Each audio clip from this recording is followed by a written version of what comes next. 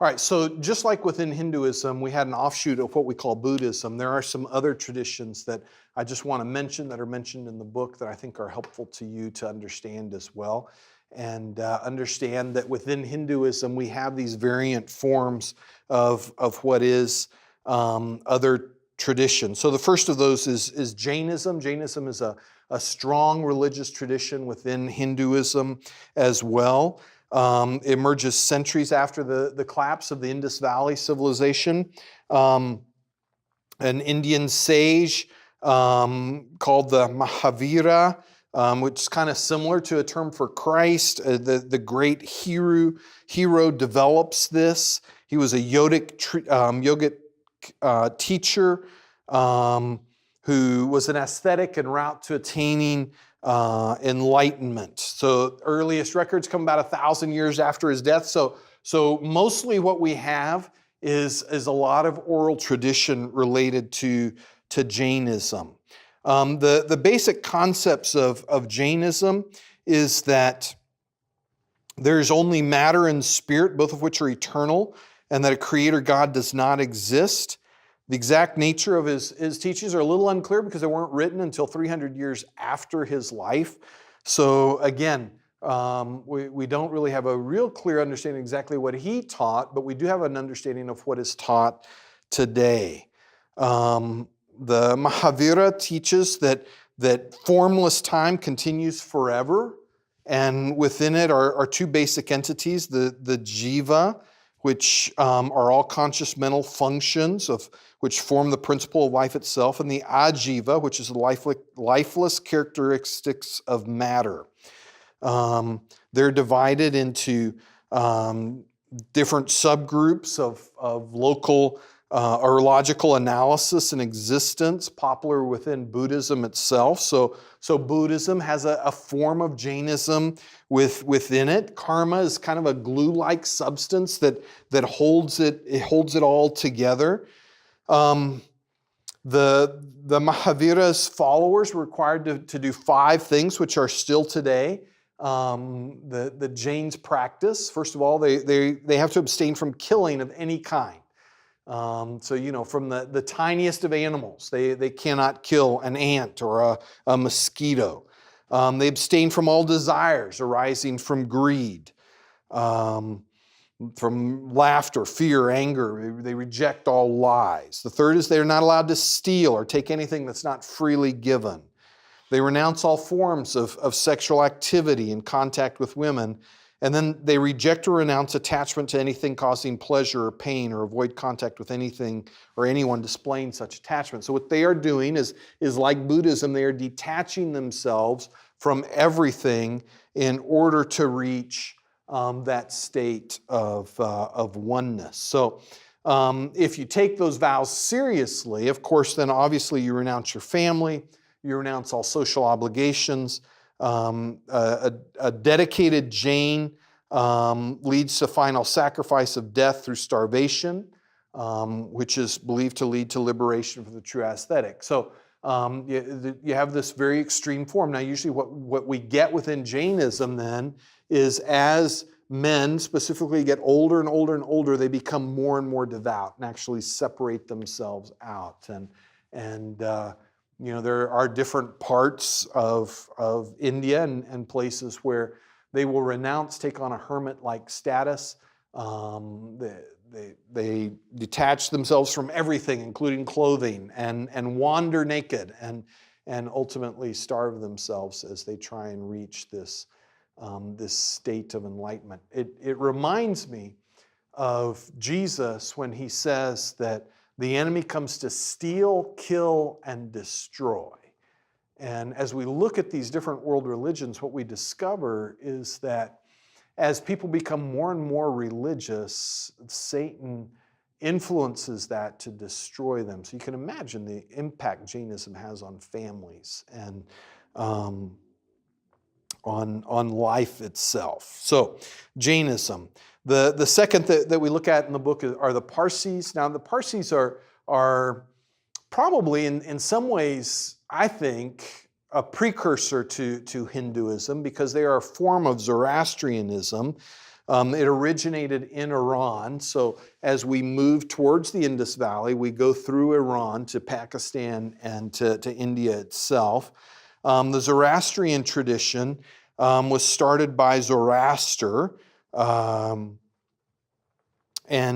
he believed to have been involved with an angel who taught him about the presence of God, the Ahura Mazda, who directed him to proclaim the true religion of the world. Zoroastrianism is dualism. There is an all-powerful God and there is an all-powerful Satan.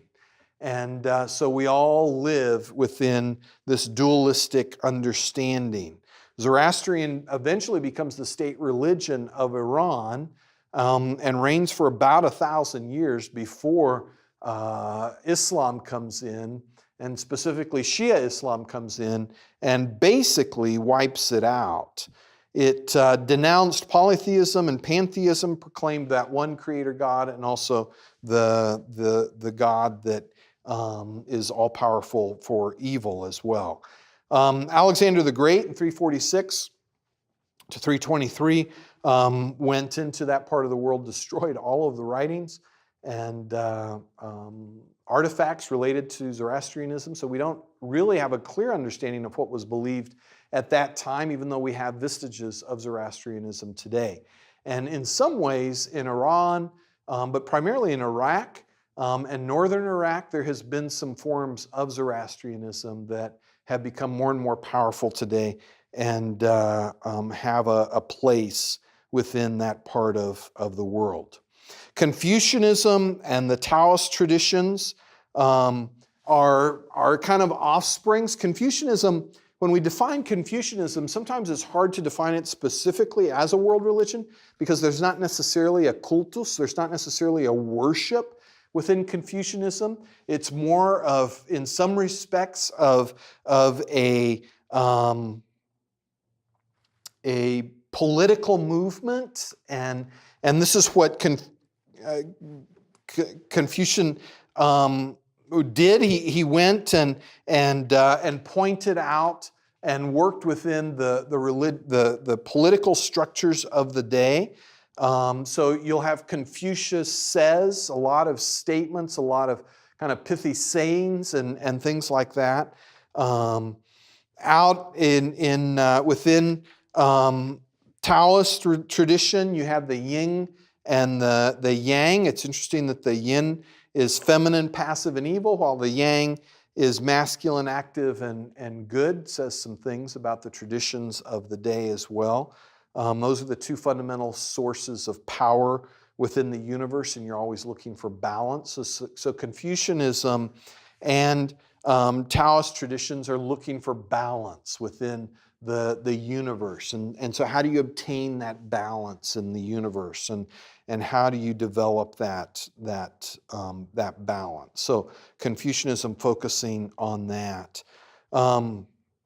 Then the Sikh tradition, and the Sikhs are an interesting group, originating in the 15th century AD out of Hinduism in the Indian state of Punjab, or what is today the Indian state of Punjab.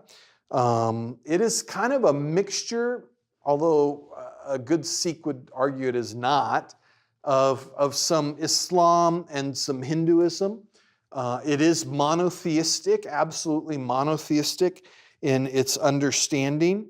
The Hindu teacher Kabir advocated the reconciliation of Muslims and Hindus and wrote hymns, which become the Sikh texts in later centuries.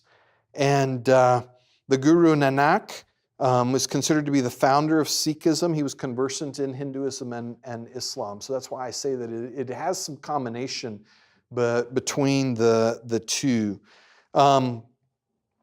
He proclaimed the oneness of God, that there was neither a Hindu nor a Muslim God, but there is one God.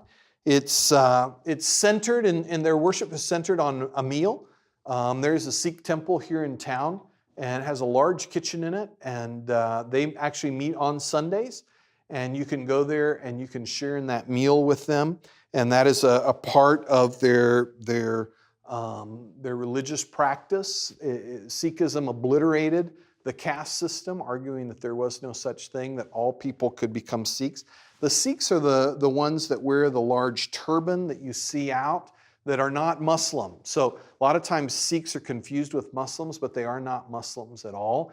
In fact, they've always been heavily persecuted by the Muslims and became quite a warrior group, quite powerful because of the persecution by the Muslims, and became quite the military force that were used then by the British to obtain and to conquer as well.